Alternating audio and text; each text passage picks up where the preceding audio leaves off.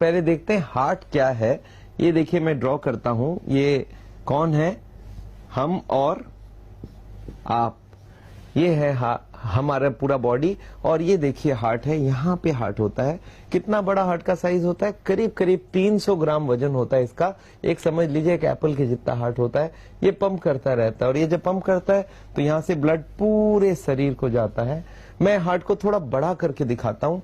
ये जो हार्ट है ये 70 बार हर मिनट में पंप करती है। 1 घंटे में 4300 बार, और 24 घंटे में करीब 1 लाख बार पंप करती है। और हर बार ये जब पंप करती है इससे ब्लड निकलती है, और ब्लड पूरे बॉडी को जाती है। बॉडी के हर पार्ट को ब्लड मिल जाता है। देखते हैं, हार्ट को थोड़ा बड़ा करके दिखाता हूं। देखिए आप,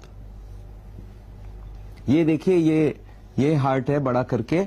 और हार्ट जब पंप करती है तो इससे एक ट्यूब निकलती है जिसका नाम है एओर्टा।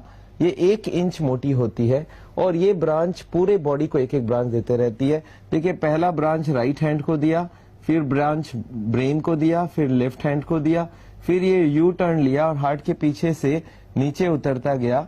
और अब देखिए इधर पेट में निकला, इधर लीवर को, इधर स्टोमक को, और फिर इधर दोनों किडनीज को दिया, फिर इंटेस्टाइन्स को दिया, और फिर अल्टीमेटली दोनों पैरों को दे दिया। मतलब एक बार हार्ट ने पंप किया, ब्लड पूरे बॉडी को पहुंच गया।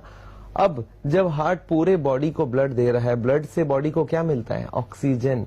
अच्छा, पूरे बॉडी को ऑक्सीजन जरूरत है, हार्ट को खुद के लिए भी तो ऑक्सीजन जरूरत है। अब देखते हैं हार्ट अपने लिए क्या लेता है। हार्ट अपने लिए 3 ट्यूबें ले लेता है, और इनके नाम है कोरोनरी आर्टरीज। देखिए मैं दिखाता हूं, एक ये राइट साइड में है, इसका नाम है राइट कोरोनरी आर्टरी।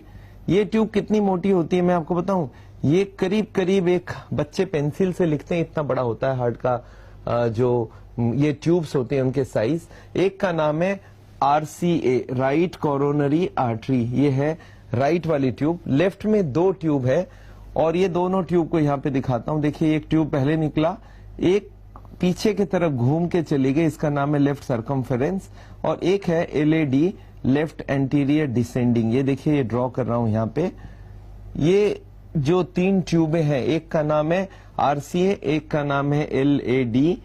एलएडी का मतलब है लेफ्ट एंटीरियर डिसेंडिंग, और एक है लेफ्ट सर्कमफेरेंस। ये पीछे की तरफ घूमते हुए जाता है। सर्कमफेरेंस मतलब घूम के जाना, अराउंड द हार्ट जाती है। ये जो 3 ट्यूब है इनके नाम है कोरोनरी आर्टरीज। अब हार्ट की बीमारी में होता क्या मालूम है? यही ट्यूब के अंदर चर्बी जम जाती है, कोलेस्ट्रॉल जम जाती है। मतलब ये चर्बी हम जमाते हैं, भगवान नहीं जमाती है, हम जमाते हैं। और ये ब्लॉकेज जब बढ़ने लगती है तो नेचुरली आप समझ सकते हैं हार्ट की सप्लाई धीरे धीरे कम हो जाती है। चलिए इस ब्लॉकेज को थोड़ा बड़ा करके दिखाता हूं। देखिए हार्ट की ट्यूब को थोड़ा बड़ा करके दिखा देता हूं मैं आपको। ये ट्यूब है मान लेते हैं। अब देखिए ब्लॉकेज कैसे होती है ट्यूब के अंदर। ये ब्लॉकेज कब से शुरू होती है सोचिए? ये ब्लॉकेज शुरू होती है करीब करीब हमारी उम्र जब 20 साल की हो जाती है।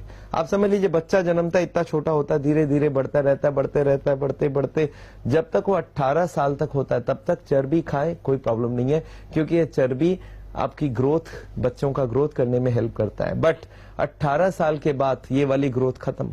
अब ग्रोथ कहाँ की शुरू हो गई? अब शुरू हो गई या तो मोटापा वाला ग्रोथ या हार्ट के अंदर की ब्लॉकेज की वाली ग्रोथ। तो अब हमें कौन सा चाहिए? दोनों ही नहीं चाहिए। अब देखते हैं ये ब्लॉकेज शुरुआत कहां से हुई।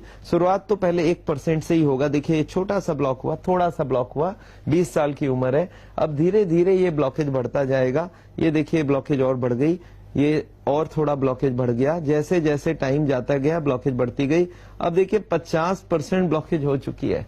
अच्छा, मरीज को पता ही नहीं ये ब्लॉकेज बढ़ता जा रहा है, क्योंकि 50 में उसके पास अभी 50 खुली है, कोई दिक्कत नहीं है। धीरे धीरे और ये ब्लॉकेज बढ़ी। अब देखिए 60-70% ब्लॉक हो गया, अभी भी मरीज को मालूम नहीं। ये अब 80% जब ब्लॉक हो जाती है तब मरीज को पता चलता है वो हार्ट का पेशेंट हो चुका है। क्यों? 80 के बाद मरीज को तकलीफ हो जाती है। आप सोच के देखिए 80 के बाद क्यों? क्योंकि 80 के बाद जो 20 रह जाती है, 20 रह जाती है, वो हार्ट के लिए काफी होता है। आप सोचिए हमारी हार्ट की जरूरत क्या होती है। एक आदमी बैठा है, उसकी हार्ट की जरूरत सबसे कम है, क्योंकि हार्ट की स्पीड बहुत कम है। उसको जरूरत है 10%। अगर वो चलना चाहे तो उसको 20% जरूरत है। और एक आदमी चल रहा है, घूम रहा है, गाड़ी चला रहा है, सीढ़ियां चढ़ रहा है, तो उसका 20% से काम निकल जाता है। तो एक बात सोच लीजिए, जो घूम फिर रहा है उसको कोई तकलीफ नहीं है, 80 ब्लॉक है, उसको पता ही नहीं वो हार्ट का पेशेंट है। मतलब कोई आदमी अगर चल फिर सकता है, इसका मतलब उसके पास 20% तो पक्का ही खुला हुआ है। तो 80 ब्लॉकेज तक पेशेंट हमारे पास यूजुअली नहीं आता है। जब कोई मरीज आके ये बोले कि डॉक्टर साहब मैं जब चलता हूं तो मेरे छाती में दर्द होता है, भारीपन होता है, तो मैं समझ जाता हूं ये हार्ट का पेशेंट है और 80 से ऊपर ब्लॉकेज करीब करीब हो चुकी है। तो हमारे पास कब पहुंचेगा पेशेंट? 80 के बाद। आप ये सोच के चलिए जो आप हार्ट के पेशेंट नहीं हो उनमें से सबके 0 ब्लॉकेज नहीं है। ये ब्लॉकेज हो सकता है कोई का 10 हो, कोई का 20 हो, कोई का 30-40, कोई का 50-60, कोई का 70-80, और तब तक उनको मालूम भी नहीं। तो मैं जो आज हार्ट की बीमारी को रोकने की बात कर रहा हूँ, ये जो चर्बी ना जमने की बात कर रहा हूँ, ये ऐसा जरूरी नहीं है सिर्फ हार्ट के पेशेंट को ही मालूम होना चाहिए, ये तो सबके लिए मालूम होना चाहिए कि भाई अब मेरी अगर ब्लॉकेज बढ़ रही है तो ये ब्लॉकेज बढ़नी नहीं चाहिए। अच्छा, अब एक बात सोचते हैं, ये ब्लॉकेज जब 80 के ऊपर चला जाए तो पेशेंट आके कंप्लेन करता है, सर मैं जब चलता हूं तो मेरे को छाती में दर्द होती है, और ये दर्द लेफ्ट हैंड में होती है, लेफ्ट साइड में होती है, और ये हाथ में भी जाती है। कुछ लोगों को चोकिंग होती है, सांस फूल जाती है। कुछ लोग बोलते हैं मुझे धड़कन तेज हो जाती है, मेरे को लगता है छाती में कोई जलन आ रहा है। तो ये सब सिम्टम्स को हम लोग बोलते हैं एंजाइना, और इसका मतलब ही है 80 से ऊपर ब्लॉकेज हो चुका है। अब अगर हम कॉमन सेंस को यूज करें, कोई आदमी को पूछूं सब ये है हार्ट की बीमारी और जिसमें 10 करोड़ हार्ट के पेशेंट इंडिया में है, और इस बीमारी का करें क्या, तो आपका दिमाग इमीडिएटली पूछेगा कि डॉक्टर साहब एक बार बताइए ये ब्लॉकेज हो क्यों रहा है, कौन सा ऐसा कारण है जो अंदर जम रही है। एक आदमी मेरे को और स्ट्रेट क्वेश्चन पूछा कि डॉक्टर साहब अगर इसकी जो ब्लैक वाली आप दिखा रहे हो इसका एक पीस निकाल लूं काट के चाकू से और इसको माइक्रोस्कोप में देखूं तो इसमें दिखेगा क्या? इसमें 2 आइटम दिखेगा, इसका नाम है चर्बी और इसका मेडिकल नाम है कोलेस्टेरॉल एंड ट्राइग्लिसराइड्स। तो इन दोनों का नाम एक बार नोट बना लेते हैं। एक का नाम है कोलेस्टेरॉल, ये ब्लॉकेज बनाती है, और एक का नाम है ट्राइग्लिसराइड्स।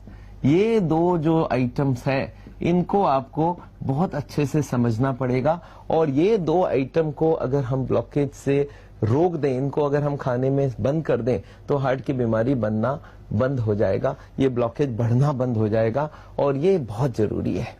तो अगर आप कॉमन सेंस को यूज करते हैं तो क्या बोलते हैं डॉक्टर साहब ये जो बीमारी का असली कारण है ये कोलेस्ट्रॉल ट्राइग्लिसराइड, इनको क्यों नहीं हटाते हैं? सावल में हम सिर्फ यही बात समझा रहे हैं कि जो ब्लॉकेज बढ़ रही है जो कारण है कोलेस्ट्रॉल और ट्राइग्लिसराइड, इसी को हटाइए। तो आप ये पूछेंगे डॉक्टर साहब ये कोलेस्ट्रॉल है कौन सी फूड? ये आपको मैं बता दूं कोलेस्ट्रॉल एक ही खाने में होता है, वो है एनिमल फूड। एनिमल फूड का क्या मतलब है? जो भी प्राणी से बना हुआ खाना है, जैसे आपका चिकन है, मटन है, बीफ है, अंडा है, मछली है, और दूध भी याद रखिए एनिमल से बना हुआ है। एक बार और गांठ बांध ले, कोई भी प्लांट फूड में कोलेस्ट्रॉल होता ही नहीं है। अगर मैं आपको पूछूं कोई भी प्लांट फूड, जैसे मैं बोल दूं भाई काजू में कितनी कोलेस्ट्रॉल है, तो आपको बोलना है no cholesterol because it is a plant food. अगर मैं बोलूं सफोला सनफ्लावर ऑयल में कितनी कोलेस्ट्रॉल है, सनफ्लावर प्लांट है तो इसमें एनिमल है नहीं, तो आप लिख सकते हैं 0 कोलेस्ट्रॉल। तो मतलब ये जो तेल है वो कोलेस्ट्रॉल नहीं है। तो आप पूछते सब ये तेल फिर कौन सा चीज है?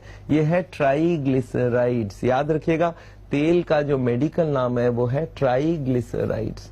तो आप बोलेंगे सर फिर तेल तो नहीं लेना चाहिए। मैं बोलूंगा यही तो हार्ट की बीमारी का असली जड़ है, ये तेल और ये कोलेस्ट्रॉल, ये ट्राइग्लिसराइड और कोलेस्ट्रॉल। अगर इन दोनों को आपने बंद कर दिया तो हार्ट की बीमारी रुक जाएगी, बढ़ नहीं सकती। और अगर सप्लाई पूरी की पूरी बंद कर दी तो ना सिर्फ बीमारी रुक जाएगी, ये बीमारी अंदर से निकल के आएगी, थोड़ी कम हो जाएगी ब्लॉकेज। और यही हम आपसे चाहते हैं कि ब्लॉकेज बढ़ाना बंद करो। अगर तेल की बात करते हैं तो लोग मुझे पूछते हैं सर ये तेल जम क्यों रहा है?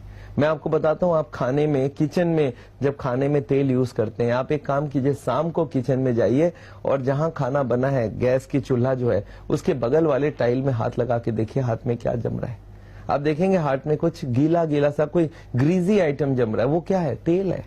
अच्छा, लेडीज लोग उसको साबुन लगा लगा के शाम को साफ करती है। अच्छा, एक लेडी को मैंने बोला 1 महीने तक साफ नहीं करने दूंगा। आप सोच सकते हैं क्या होने वाला है? वो तेल का लेयर बाय लेयर जमता रहेगा। अच्छा सोचिए, यही तेल का लेयर हस्बैंड के हार्ट के अंदर जमा दे तो कैसा रहेगा।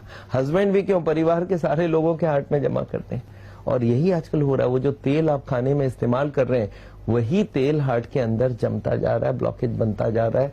और यही मेन प्रॉब्लम है हार्ट की बीमारी का, कि ये दो आइटम को हमें पहचान करना बहुत जरूरी है। पर अनफॉर्चुनेटली हमारे जो हार्ट के हॉस्पिटल है, जो कार्डियोलॉजिस्ट है, उनको इन दोनों से कोई मतलब नहीं हो। बोलते हैं भाई देखो आप ब्लॉकेज बढ़ाओ, हमें कोई प्रॉब्लम नहीं, हम इनकी बात ही नहीं करेंगे। जब आपकी ब्लॉकेज बढ़ जाए तब हम बाईपास सर्जरी कर देंगे, तब हम एंजियो प्लास्टी कर देंगे। ये मेरे को बहुत गलत लग रहा है। मेरे को लग रहा है जो हार्ट के पेशेंट्स को पहले तो ये बता देना चाहिए कोलेस्ट्रॉल है क्या चीज, ट्राइग्लिसराइड है क्या चीज, तो उसकी हार्ट की ब्लॉकेज बढ़ना बंद हो जाए और हार्ट की बीमारी बढ़ेगा नहीं, तो आपको डरने की कोई जरूरत नहीं है। एक बार सोच के देखिए, ये हार्ट अटैक रोकना कैसे है। एक आदमी को मैं कभी कभी पूछ लेता हूं, एक नोट की गड्डी है और उसमें रबर बैंड लगा है, मैं नोट घुसाए जा रहा हूं, तो रबर बैंड का क्या होगा, खींचता जाएगा, रबर बैंड एक दिन बस्ट हो जाएगा। अगर मैं बोलूं कि रबर बैंड ना बस्ट हो, उसके लिए क्या करना है, तो आपके पास इमीडिएटली आता है कि डॉक्टर साहब फिर नोट घुसाना बंद करो। मतलब अगर इसके अंदर मैं और कुछ कोलेस्ट्रॉल और फैट ना घुसाऊं तो फटने का चांस नहीं है। मैं एक स्टेप और आगे जाता हूं, कुछ नोट निकाल लेते हैं। आप सोचिए अगर ब्लॉकेज के अंदर से कुछ नोट निकाल लें, कुछ फैट निकाल ले, तो हार्ट अटैक के चांसेस क्या है, फिर कोई चांस नहीं है। ये एक सिंपल लॉजिक आपको समझना होगा कि नोट की गड्डी से मैं नोट निकाल रहा हूं, रबर बैंड ढीला हो रहा है, अब फटने के चांस। और यही मैं हजारों लोगों को सिखा रहा हूं कि अगर आपकी ब्लॉकेज 70 है, 80 है, 90 है और अभी तक हार्ट अटैक नहीं हुआ है, और अगर आपने ये कोलेस्ट्रॉल ट्राइग्लिसराइड को एकदम खत्म कर दिया और इसके अंदर से सप्लाई, बॉडी को सप्लाई बंद कर दिया कोलेस्ट्रॉल ट्राइग्लिसराइड का, तो बॉडी क्या करेगा, अंदर से जो कोलेस्ट्रॉल ट्राइग्लिसराइड है उसको निकाल लेगा। और अगर वो निकाल लेगा तो रबर बैंड ढीला हो गया, हार्ट अटैक के कोई चांस नहीं है। इसके लिए क्या करना होगा कि खाने में तेल एक बूंद भी नहीं देना है। अगर not a single drop of तेल दिया जाए तो हमारा असली काम तो हो जाएगा कि एक हमारे अंदर जमना बंद हो जाएगी। और दूसरा है कि कोलेस्टेरॉल, नॉन वेजिटेरियन फूड बंद कर दो।